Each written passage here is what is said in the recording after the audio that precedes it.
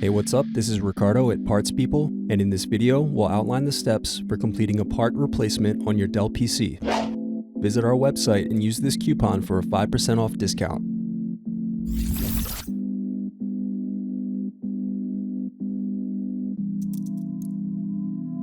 Unscrew and remove bottom base.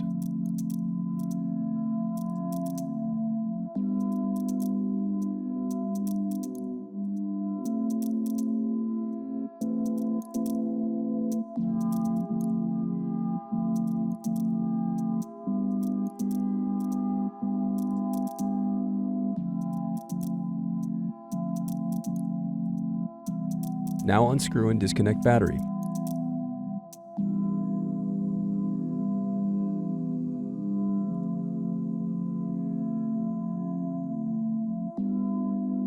Now unscrew and remove heatsink.